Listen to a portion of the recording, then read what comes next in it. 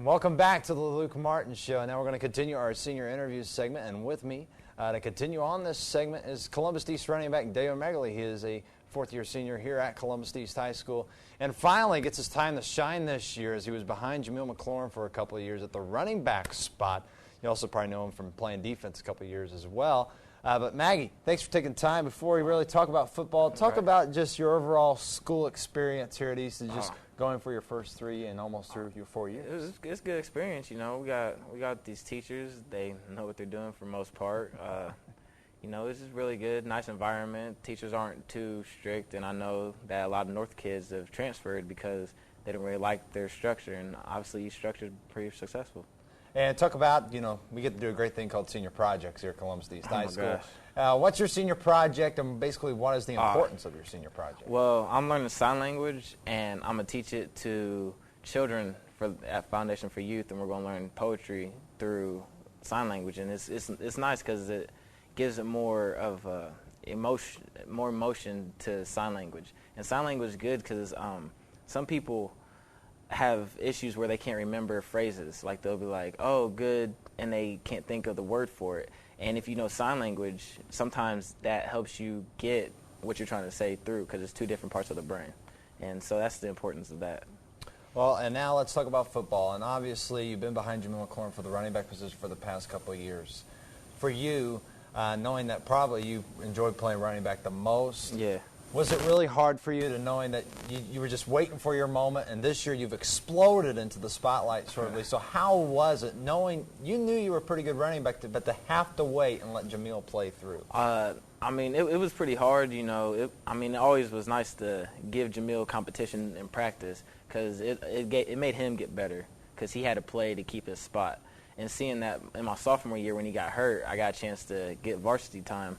It wasn't too, I guess, surprising when I got to play this year and start. I wasn't really nervous. I was pretty pumped and just being a leader.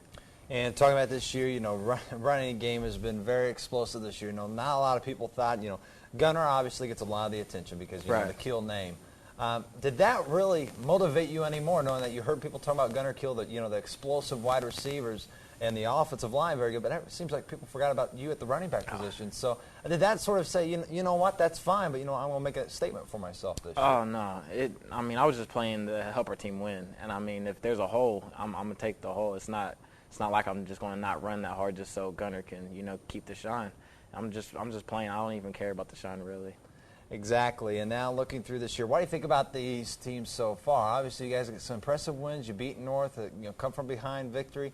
Just what's your stance? Did you think that the team would, you know, be where it's at right now at the start of the year? Truthfully, I didn't know how we were going to be just because we were so young. I thought our offense was going to be pretty good, but it would take a couple of weeks, and obviously it did.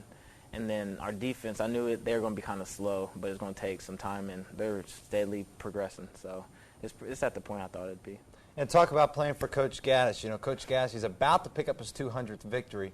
If you guys still win, he will pick it up next week. Just talk about playing for a coach like him through your 4 years. He's a good coach. He knows what he's doing. He doesn't just tell you to do something and not really understand what he's trying to do.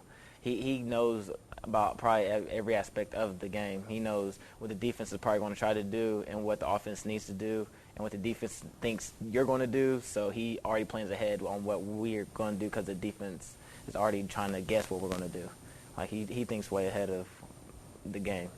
And looking forward to the season, obviously you want to take one game at a time. Right. For you guys, looking back to last year and seeing what last year's team went through and that tough Cathedral loss, is that still in the back of your mind, and or as the senior group, is that loss motivating you guys to do better this year? Yes, very much, because that was an embarrassing loss. We just stopped playing. That was definitely a motivating loss right there.